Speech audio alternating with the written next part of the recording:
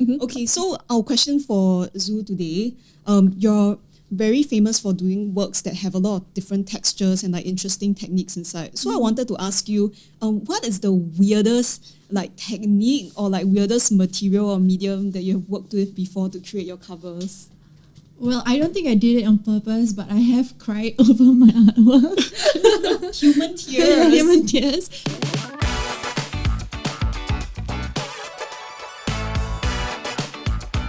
And I have also had paper cut over like, a couple. Actual bleeding. I'm actually like, so it's really like tears and blood. Wow, blood and tears. Okay.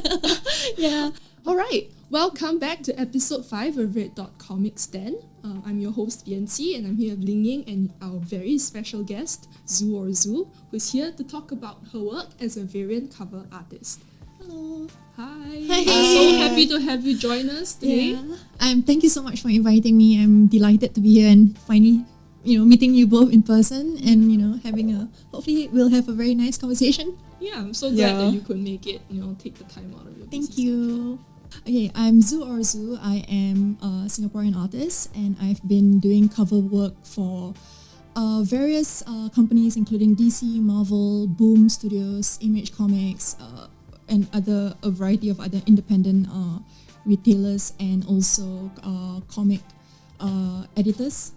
So I'm also represented under Kirby's Comic Art, which is formed by a very lovely English woman, Annabelle Kirby. So I've actually been doing a lot of shows, and she handles a lot of my work as well. So yeah, so some of the favorite covers that I've done or projects that I've done, definitely I think one of the projects that people know me from is actually not really a cover, but my coloring work in this book called Cover. Shall we hold that up? Yeah, like in the Cover is a bit hard to Google. Yeah, because it's a cover. Yeah. We did talk about that like after the fact, because we're like, we should have like maybe changed the name to like, instead of like cover, it's like COVR, like a mistype or something. But then I think that also brought up like, Google would just change it back to cover. So it's a very interesting, So this was So this is one of the variants for one of the issues of Cover itself, and this is the collected volume, the first volume. It has 5 issues in it. And I was invited onto this project by my friends David Mack and Brian Bendis, and I basically for this work I didn't do the work that I'm supposed to do. I did the cover for variant, and then most of the bulk of it is that I am credited as a digital colorist in this series. So I think that's sort of like my first big credit in the industry. And so but before that I actually was doing some my first cover work was actually under Valiant Comics, and one of the very first one is actually the one that's published is actually called XO Men of War. This is not it, but this is the one of the latest one that I did. But yeah, it's the same title. It's called XO Men of War, and that was like my first published variant cover work as well. And I've gone on to do other titles under Valiant, including Shadow Man, Pang Mambo, Ninja, all these titles. Yeah, I think the Pang Mambo one's very recognizable. Yeah, I think Pang Mambo was also like one of the bigger titles that people sort of started recognizing me for. And then since then I did do like some Kickstarter stuff. This was I think it's an exclusive to Kickstarter if I'm not wrong. It's by David Byrne, the writer, under Scout Comics, and he did a Kickstarter with one of the covers, and this is one of them. So this is called Stake. It's like a vampire horror story, and he has a new one as well that I did a couple of covers for as well. Yeah, like, I don't know if you saw in the folder like clowns.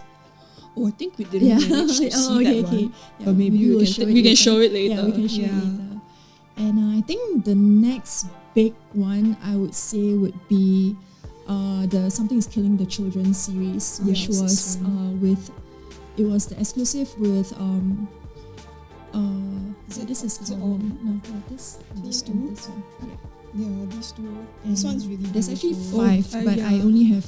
This was Three. definitely when I saw it, and this is one of my favorite. Oh, It's thank like- you so yeah, much. it was really Yeah, cool. the detail is mind blowing. Really, Yeah, I remember like- seeing you hold up the actual original artwork, and you could see the stitching The- when the you flip it behind, right? behind, and then you see all the stitching, Right. and like, oh, that was so much effort that you put into this one. Yeah, It's really, so really sad. cool.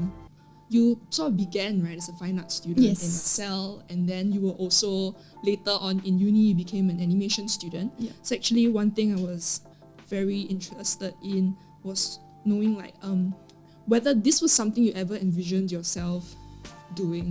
Like, because you were in fine art, you were in animation, and then suddenly this transition to comics. Yeah. So was that something that you thought about doing? I think I've always had quite an open mind about like, I didn't really necessarily envision myself in like a specific industry.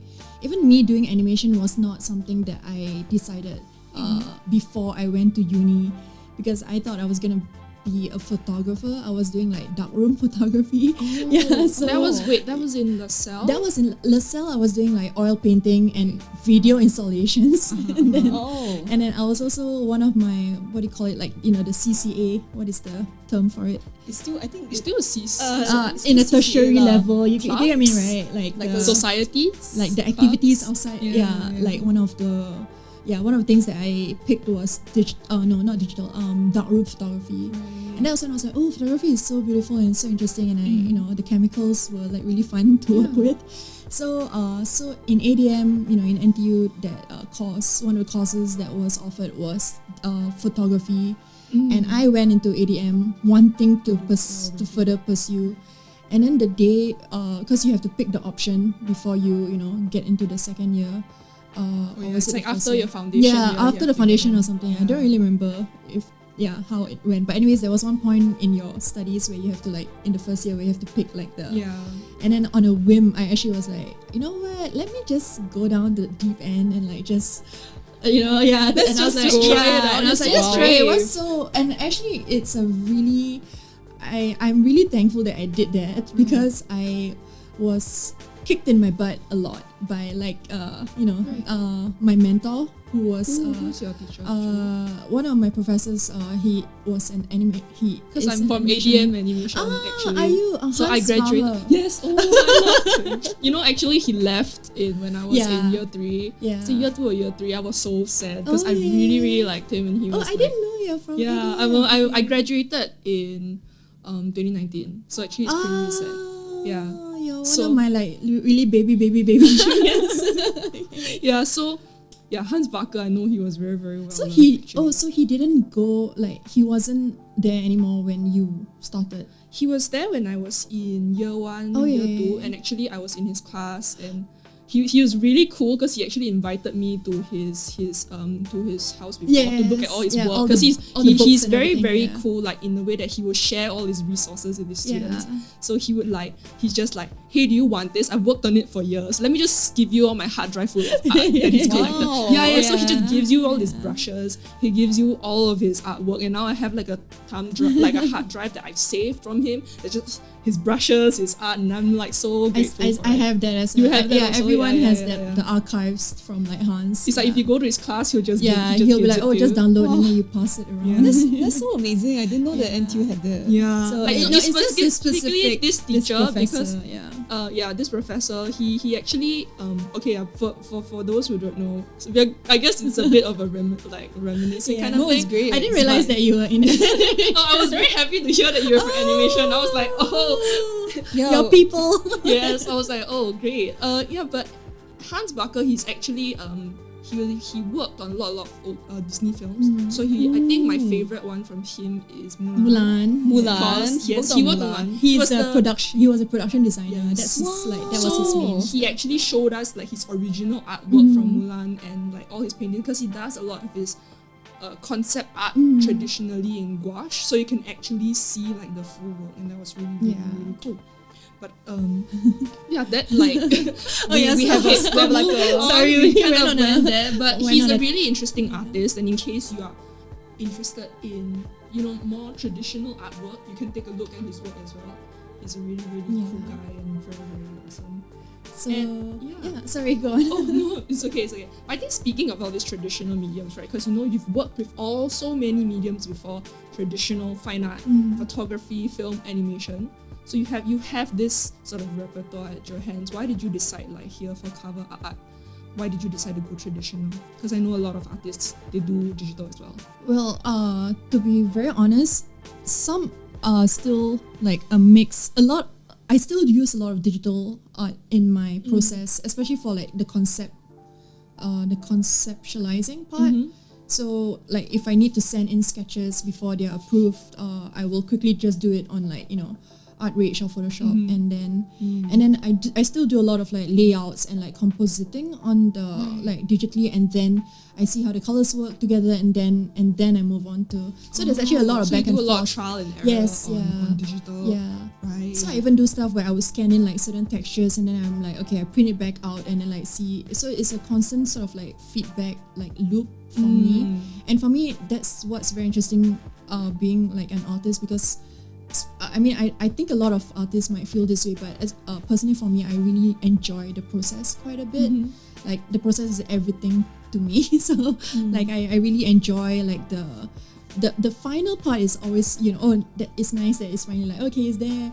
But then like for me, it's more like the process and in between and the experimenting. That's still something that's very to me, that's what gives me like the most joy out of the entire. So I guess is that like the most exciting part of whenever you get like a new assignment? Yes, yeah.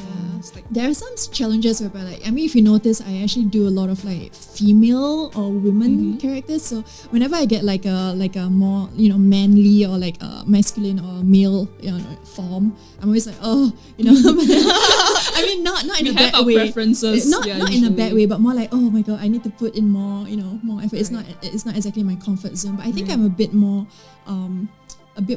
comfortable now after like being like having a little bit more experience with like working with different representations and types of. Did you have characters? Did you have that experience when you were working on this one? The Monkey Prince one. I know you mentioned this your first DC cover, right? Yes, this was published this year. Yes, during I think so. I think it was early this year. Yeah. Very, very new. Was this something that when you saw the brief that you were like, did you have that experience, or were you already by that time comfortable? I think I still had like a bit of trepidation, because I think that's just like that's just me and like how I feel. It's just myself projecting, like my own insecurities or something. Yeah. But I think I did do like a more elaborate pose in the beginning, like because he's Monkey Prince, right? So I was like, looking at all the, and I was like, what? I'm not a dynamic kind of like artist. I'm a I think my strength lies in like one of my strengths like in portrait, just very sort of straightforward, and more like how do I make it interesting from that, Right. So the abstraction comes in later. But then so I decided like, it's a cover, like it's introducing the character, so let's just make it like very straight on and like sort of like a typical standard portrait, and then make it interesting from then on. Yeah, I think it's the textures that add a lot. And I think it's really interesting that you talked about like experimentation, all that, because like even looking at the covers here, right, it's like the techniques that you use, like we can see like there's a very broad range like of medium, like different types of paint, different types of material. It's super interesting. It's like I feel like it adds a lot of emotion to the work. That could be my fine arts background, always emo, right? It's almost necessary to be like fine art. It's just like, oh my god, I'm like a starving artist. But I know how you mentioned that your work isn't very dynamic, but I always feel like your work is dynamic in a different way though. Like it doesn't require that usual idea of dynamic artwork is like the superhero posing. But your dynamic, what is dynamic about your artwork is also the strokes. Your fine art background, and like you say, the kind of emotion that you pour into your artwork. I think this cover, the Wonder Woman one, we've covered that up right now. You mentioned that this was coming out soon, is it? No, this is actually not a cover. It's exclusive for it's an exclusive artwork that I did for Kirby's Comic Art for our Lake Como I see. show, which is my first show. So she has, and you know, she's honored me with like, oh, you know, this is gonna be the official like team artwork for it. So that's the actually upcoming show. yeah, the upcoming one, the one in Awesome. Italy, Como. Yeah. Yeah. So yeah, it's actually one of my I would say this might be, I've done a few Wonder Womans, but I think this might be my favorite one as well. Yeah, you can see the what I mean by the dynamic sense of your artwork in like the Sandman and this one. It's like the energy of that. Right. I think you capture always very, very well, and I really, really enjoy that. Thank you. You know, yeah, we're really happy to see this in person, because I think seeing it on screen, seeing it in person, and then we have the fortune of seeing the original art also is different. You can touch it later. Just to study it, kind of. Yeah. I think one thing I was actually kind of curious about, because you've worked with so many studios before, right? So do you have a favorite studio or a favorite sort of figure that you like to work with? Because, for example, you've worked with David Mack, you've worked with Brian Michael Bendis, you know, one of your friends. Right. Yeah. And then you've worked with all these studios. Honestly, I have not like had any issues with. There hasn't been a lot of. The thing is that, I mean, that's why because I have an agent, so she's the one who like shields me from like whatever. So for me, it's more like, it's not so much as like the. For me, it's more like, the characters or like the kind of work that I get to do. So I would say like Black Cape Comics is one of my, like, I think we've done a lot. They are the ones who were doing my Something's Killing Your Children variants. And then I also really, really enjoy working with Scotty Young for, this is Image Comics. So this series, The Me You Love in the Dark. This is such a beautiful story. So I guess if you're talking about stories that I have read out of like the covers that I've done, I would say this is something I really recommend quite a lot. And I feel I actually miss my original arts that I did for these as well. Yeah. Did you they all sold. So and Scotty, thank you for signing for me. Does this mean this will be going on sale also when you go to Lake Como? These are already. Oh, they're sold already. This one was a pre-show. This was the Sandman is it's a pre-show commission for Como, so the client will pick it up, or Annabelle will send it to them. So I don't really have a lot of time these days for commissions. So, but I do try to like open up a few slots for like, you know, big shows or bigger shows, or like. So instead of taking commissions on the spot when it's like, I don't think I will produce such, like the standard that I'll be happy with. So usually we will do like pre-show stuff whereby they will, okay, you have a few months, to work on it, and then we'll pick it up at the show. So I think it's a very, I feel like that's a very nice way of working, like a nice arrangement that I have with Annabelle at the moment. Yeah, I think that's a different way of like participating at conventions as well. Because I think, like, say in Singapore Comic Con, what we're used to seing a lot of is like commissions like being done on the spot. Yeah, or maybe they collect it later or something. But kind of it will help to do things in advance. Of course, yes. I think having an agent, it sounds like it really helps a lot. Yeah. Definitely, she has really like, it's really enhanced my kind of career, but also like, having a lot of friendships from very different, we are a very international team, but I would say mostly a lot of European artists. I think there are a lot of Italians in the team, and I think I might be, and then so I've been exposed to a lot of very different styles as well, because it's not just like like maybe the more American superheroes or kind of style, or like like what we are used to seeing, I guess, like in the market. So for me, I mean, at least from my point of view, because I feel like we are very used to Western media, yes, but specifically like North American, like like a lot of like from the US and stuff. So for me, even like as a comic artist, I actually don't really. I find that the European style is a little different. There's something like stylistically, or like or maybe even the philosophy of how they do certain things. I feel like there is a quite for me, like I can see like there's a difference Is in it this. more avant-garde? I'm not sure if that's like what I would use to. It's just different. It's just like sometimes even the way they draw or the way they portray people or portray like characters, because I feel like maybe that's coming from where, like what It's they're like a used to. cultural Yeah, it's a difference. cultural thing, Yeah, which is really interesting. I think it's definitely quite recognizable when you put a European comic and then an American Yeah, comic next to yeah. each other. Like It's the more- way that they do I it. think Europe is more like Europe has more diversity. Mm. Yeah, because I think in Yeah. in America you have a lot of like big studios, and in a way like there's a conforming where like artists are trying to kind of fit a certain mold of how they draw characters, or even like say how they do the covers for comic books. There's kind of a bit of a playbook there.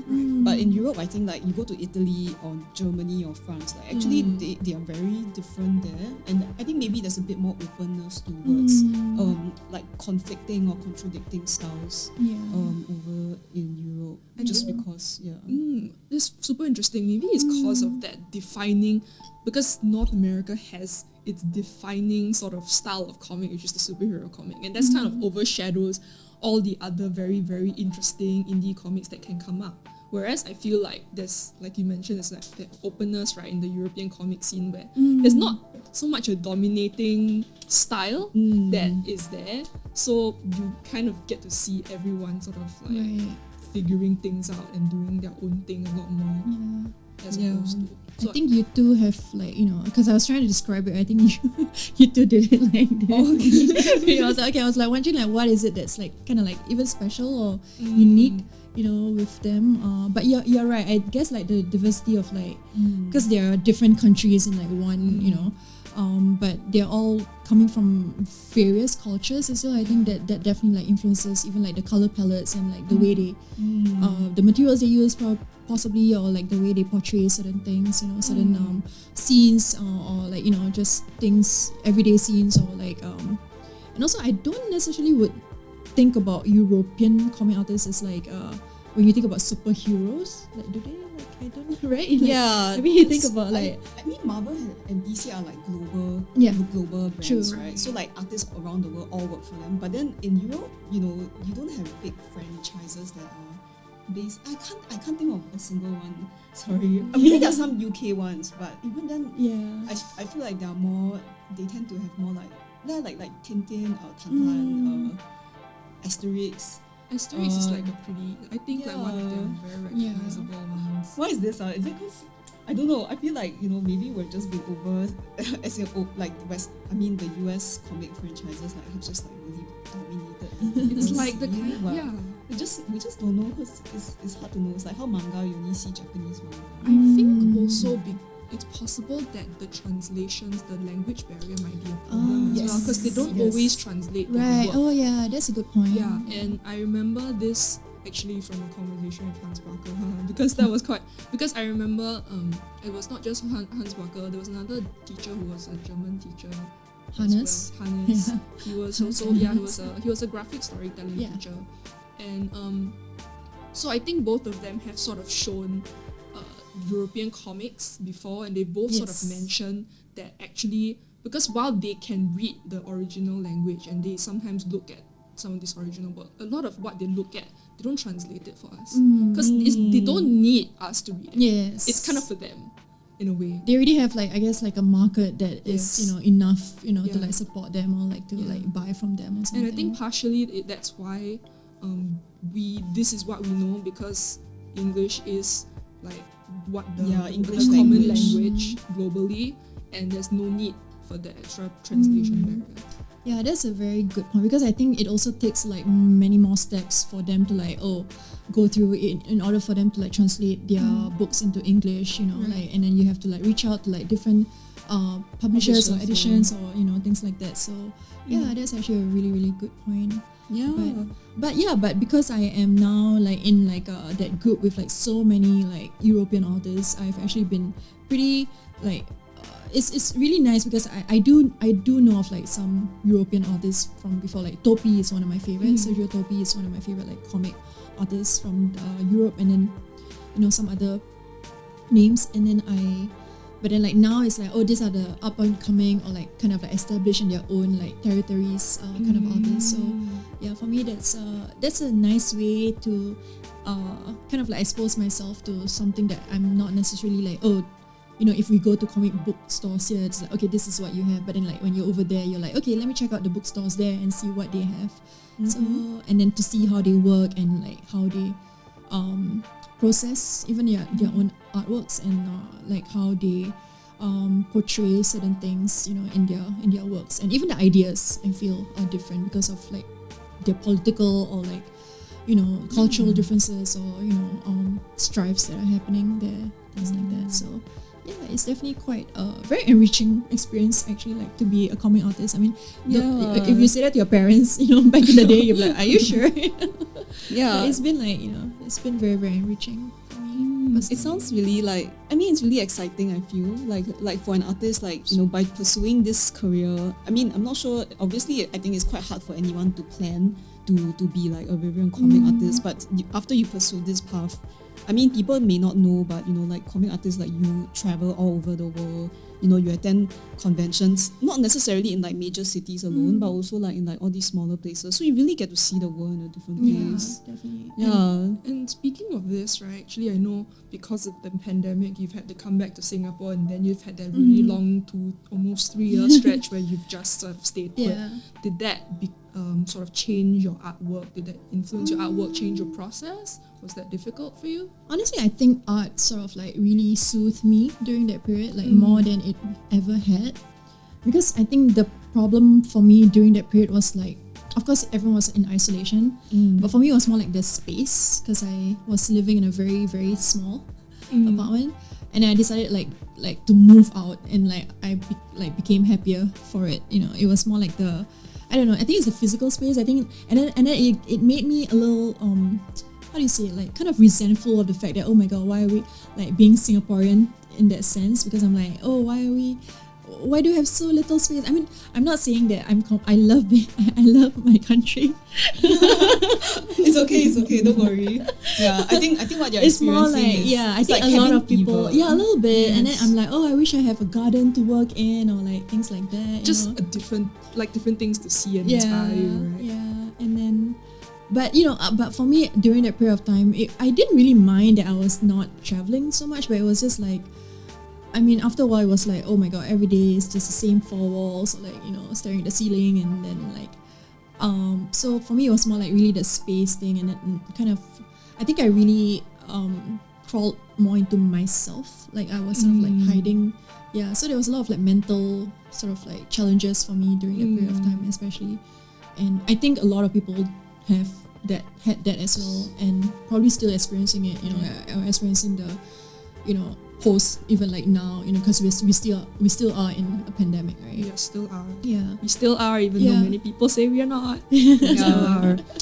Yeah. So, but then I honestly during the pandemic it was when I got a lot of like work as well. Like I would say like in terms of like success, like that was sort of like, oh okay, I'm actually earning okay, you know. And that was when I was like, okay, I guess that's like obviously, you know, every day you have to kind of just like remember like, oh, what are you grateful for? And like, you know, obviously I was like, okay, I'm happy that I had, you know, my job, because people were losing theirs, and so of course, you know, it's not something that I want to like, oh my god, you know, like my woe is me kind of situation or whatever. But yeah, it was, I mean, I think I managed to like pull through from that, and then but I think for me personally, it was more when I moved somewhere else, like during the pandemic, that I realized that okay, this is a much healthier. Sometimes you just have to do it, you know, like just leave. Yeah, you just have to move out. Leave the nest and like just find another home somewhere. And then I think since then it's actually helped me quite a bit. I actually really enjoy now being home, and I mean, of course, I look forward to traveling quite a bit. Obviously, you know, I'm like, you know, I'm very lucky to be able to travel even at this time, you know. But I actually still do appreciate, especially like now meeting friends and like spending time with my family, and you know, it's just things that you're like, when you travel, you miss those things as well. You know, you're tried back home. So yeah. So Singapore has, I mean, is it always your home base, or had you kind of settled down elsewhere before coming back? At one point I was gonna be in LA. And then and I was LA. doing a lot of like flying back and forth here. I was like maybe half in the year here and then like half over there. But things are a little different now. Yeah. So I'm actually looking for more. I mean, I'm going to be always open to options, and because I am now, hopefully I'll still be able to travel with my team and like do conventions at different places. And I think that's when I will be like, maybe this place is a nice place, or like so. But I'm not in the. I think maybe even like a year ago, I would feel like, I want to leave, But now it's more like, actually, I feel a lot of like appreciation and like a lot of heart for like being here and like just being home and trying to, because I consider myself, I guess, pretty nomadic.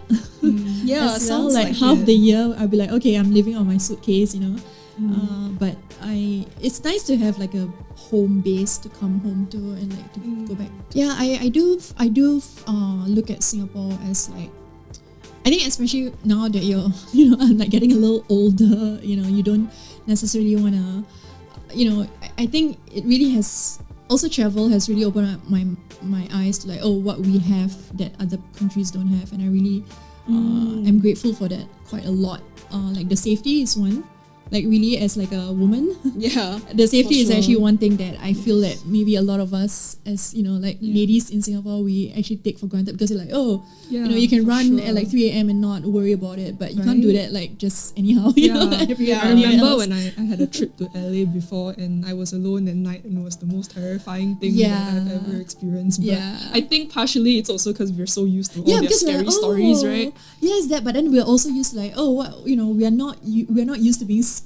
Yes, to being like in Singapore, we just come home late. It's fine. Yeah, it's like it's just your parents right nagging at you. Yeah, right, That's it's the like- danger. Yeah. That's such a big thing actually. It's actually a very, very big thing that I didn't realize until I compare it, or I'm like, when I come home, I'm like, that was what's different. Also, like the efficiency of our transport system. Oh, yeah, yes, for for sure. sure, And the for sure. cleanliness of the trains and all It's that. just little things, I know we are small, but I feel like I'm actually quite used. I actually really like that I can just go down and like go to NTUC and like buy my stuff and like go back home, and just walk to like your neighborhood like Right. supermarket or something. And being certain that your public transport will work. Yeah. And, Yeah. take Mostly. you to mostly. I know we had problems. we had problems. Yeah. At least we know it's clean and it works Yeah. mostly. Yeah.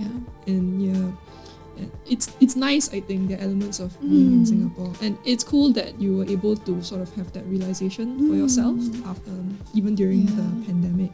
Yeah, I know you also mentioned that now after this, because we're next week, right? You'll be traveling out. Yeah, I'll be So traveling. we're very lucky to manage to get you in here. I was before like, that. because if I come home, it'll be like 3 months later. And I was like, what if you forget about me? And then I'm like, No, hello. how can Can I go? No way, no So way. I guess I wanted to do Yes. something. I think one of the things that I really wanted to do when I was home was to engage a little more with like the comics community, a little more here, like the local ones. And then I was trying to like, maybe there's a retailer, or like, just something, for me to like, it's kind of like when you're being sent off, by your school, like, okay, go somewhere else, and then you come back, like, you serve your bond, Serve your Yeah, bond. yeah, I So get it. I guess I don't want to be just like, because it still says on, in my profile that I am Singapore based or I'm Singaporean, so I still want to have that sort of like link, back home, or have friends who are actually in the industry and doing different things in the industry, because honestly I think we don't really, I mean, you have to put in the effort to like get to know like the people as well, because we're such a small, very Do you have friends from like say NTU or LaSalle that you came in touch with who are still artists? Yeah, but very few of us, I think. Okay. Yeah, actually very few of us. So you're not part of like some like one of the Collective artist or gangs or something. artist groups? No. I mean, Okay. I know of some of them. I know there's like I know there are some people who are still doing art, but comics, not necessarily. I mean, I think a lot of people went into like graphic design, or like some people went to animation studio and they realized that, okay, they this just is kind of this is terrible, the pay is so bad. It is. I think partially that's Yeah. why I just after graduation I was like, do I really want to do animation Right. full time Yeah. in Singapore? Probably not. I mean, doing animation full time anywhere sounds brutal. And then now I heard like I know there was this big drama with Netflix animation cutting a lot of their shows and funding, and people that's a were very recent really thing, really sad about that. Yeah, That's quite a big thing. Actually. it was affecting. It's gonna have a lot of ripple effects. Yeah, because people were thinking that animation was finally coming back up, and so many good shows were coming out.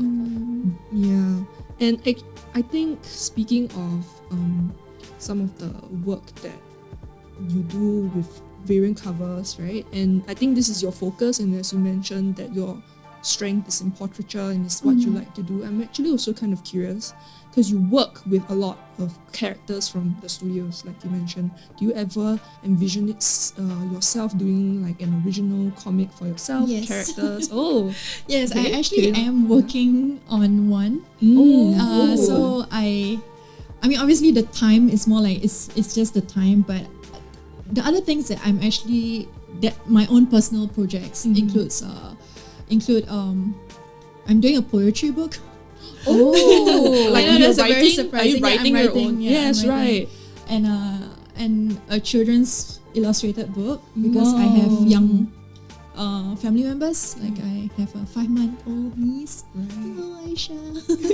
Are you doing your own writing for that also? Yes, yeah. Oh, wow. Because I think not many people know this, and I'm actually quite shy to talk about it because writing is such a personal. It's very like I can hide behind like my like painting and like palette and colors and stuff, but then like words are so raw, right?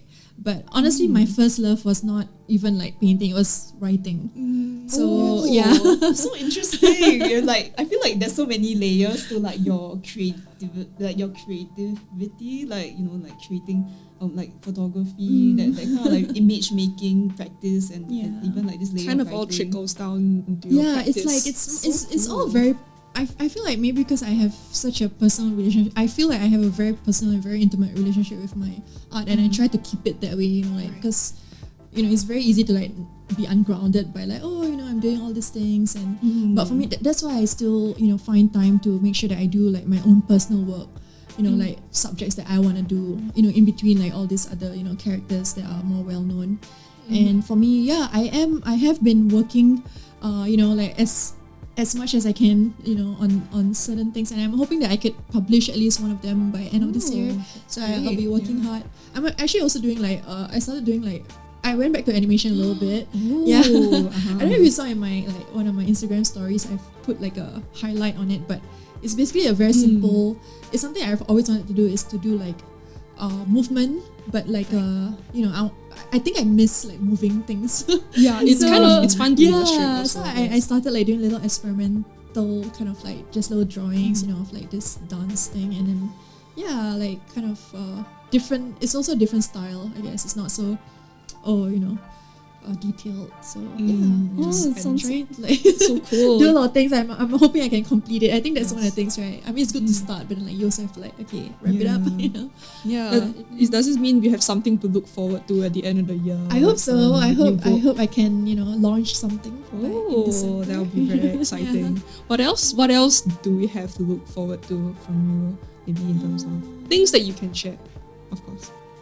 I think mostly, I mean, it's mostly like my own personal projects. I'm hoping that I can, continue, pursuing like other things that I've been interested in. Like the children's book is actually something that I really want to do for a very, very long time, even before comics. And that was something that I was thinking about when I was doing my animation, like during the animation years, because I didn't necessarily want to animate. Like I didn't want to work in like 3D and everything because I had a very bad lecturer.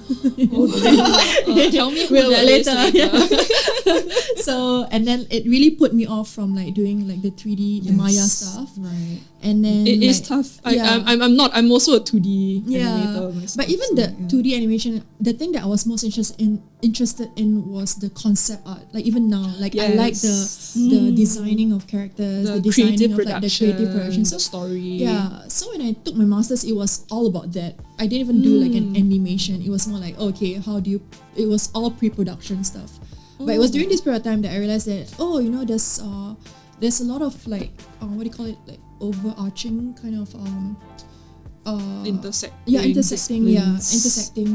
like in terms of like illustration, like illustrated books, Right. comics. So that was when I was like, oh, okay, there's a lot of, and then you see a lot of influences and inspirations, from looking at those designs in comic books or designs in like children's animation or children's storybooks. And I was like, oh, okay, that's very animatable or something. So The characters. so there was a lot of like pulling from different sources and different sort of like inspirations. And I think that's one of the things that I think I try not to close myself off, from like, oh, doesn't mean I'm doing comics. I can't listen to like music or like to look for inspiration or like to watch theater or like it's all experiences for me. I was just dying to know, like, actually for you coming out of ADM, like how did it all begin, like working on covers? That's the part that I'm really curious about, because it's a very, very niche job. There are not that many working cover artists out there really. So how did you get started on this path? Oh, to be honest, David Mack was the one who introduced me to like editors in the beginning, and then like that was when I got like, I think he saw my work. He was like, oh, this is very, there's some promise in it. And then it's actually all thanks to a lot of the things that, a lot of people that he introduced me to. So it's definitely like a connection, like connecting with like, different people and then having your work shown. Right. And I guess I got, I got lucky in the sense of like, there's someone already in the industry that's established and then like wanting to help to like, let's push you a little more. And then since then, things, I think at the same time, I had to like continue working, making sure that, okay, someone already recommended me, I better not do a bad job, things like that. Yeah, so there is that pressure of like, oh, I don't want to like make this person pricey or something, right? That's That really a recommendation. Yeah. So I think I'm trying to do like, even now, like, I hope I will come to a point where I could like help to like, okay, introduce people into like, the industry and things like that. So I think it's just like it's a lot of like paying it forward. And I think a lot of people actually, I mean, even in life in general, I feel like that's how it is, right? We know somebody and then like, like this is the one person that kind of helps you and make then you that like, first so step. but you make sure that you do the work Of involved, course. so but yeah, it's all been, it's been and I think before that it was more like it was an interest, like, oh, comic work seems like, I could do this, like this seems like the kind of stuff that because I like, like just sort of like portraiture or like just like a character work. So I was thinking, like you said, like the intersection of things. And I think I really got very lucky, and I'm very grateful for all these people who helped me out and like introduced me to one company and then next company and then like and then especially like being introduced to Annabelle as well has really, really been like kind of like I cannot imagine like anything better than now. Like I'm really just trying to soak in like all the opportunities that I have and make sure that I don't like mess up and like and do better really and great. like It doesn't sound easy. it is a lot of like pressure on yourself a lot, because it's always like, when you tell someone like, I can like, oh, it's okay, like, you can encourage somebody, but it's so hard to encourage yourself. Yeah, exactly. And I think like with all these projects, it's like you always have to prove yourself, right? Like maybe at the beginning even more so, but like every project, the fact that you're able to deliver something that wows people. And then now I have it's to like not make sure that easy. every time like everyone gets wowed each day, like each piece after it, like, okay, this better be the at least the same standard or better. Yeah, it's like I look at one cover, I'm like, wow, and then it's like there's so many here, and I'm just like, actually to be an artist, putting out that pace of work is really is challenging. Yeah, you have to constantly find inspiration, and I'm sure your process is also not simple. Like I'm sure it's very time consuming creating these artworks. So wow, just very fangirly now. I really appreciate it. I'm actually really enjoying the conversation, and I'm now sad that like now that I'm warm up. It's okay. It's okay. We can always Maybe I'll come back. We can always do follow this up again. with my We'll do a reunion session. We can bring back everybody and catch up or something. That would be so That'll fun. be really we can fun. always chat again. We'll Some be at more. Comic Con also. Oh, yeah. So we can we'll see each do other that. there. Yes. And I think speaking of Comic Con, maybe we could just talk about, I think we've mentioned a few bits here and there that you are probably heading off for out of Singapore next week, and I think it'd be kind of cool to let the people watching know as well where next you will be headed, just to end us Okay, off? sure. Yeah. I mean, this will be my first shows of the year. The first one will be the huge, very prestigious Lake Como Comic Art Festival, which is in Como, Italy. That was actually the first show that I did with Kirby's Comic Art in 2019. And then we were like, oh, 2020 is gonna be amazing, and then everybody stay home. Right. So you went there first in 2019. 2019, yeah. And then bam, everything. Yeah, and then 2019, Oh my and then gosh. we had other shows in that year, and then everyone was like, oh, 2020 is gonna be our year, Oh, that's so crazy. Yeah, Then they all just got cancelled. Yeah, they all just like, Oh. obviously, we couldn't do, the organizers, everything shut down. But anyways, we are back now here. But after that, I will be doing Fantasy Basel in Switzerland. Never been to Switzerland, so I'm very excited about that one. And then after that, I'll be taking a train back to Italy again, because I'm gonna be appearing for the first time at Etna Comics, which is in Catania. And then I'll do a little traveling in between, and my US shows would be Fan Expo Denver, followed by Fan Expo Chicago, and then I'll be home for a bit. Okay, wow. I feel like what you're describing is almost like it's like a rock star going on tour. Yeah, that feeling. It's like essentially. when I hear it, I'm It's like, actually oh, I'm not so jealous. rock starry as you think. It's like a lot of like, oh my god, like luggage. Like running around with your folder and Yeah. so actually, do you create? As in, you'll be creating artworks, while you're on the go, right? So do you bring? I mean, is your setup very mobile? Like, do you bring all Oh your my brushes goodness, and things? that's a very difficult. That's a very difficult, like for me, difficult part of me packing for my trips, because like even if I don't bring all my things, I'll end up buying things from and then you end up like, oh no, where do I? There's not much limit anymore in my luggage. Right, So it's right. always just like, I can't be.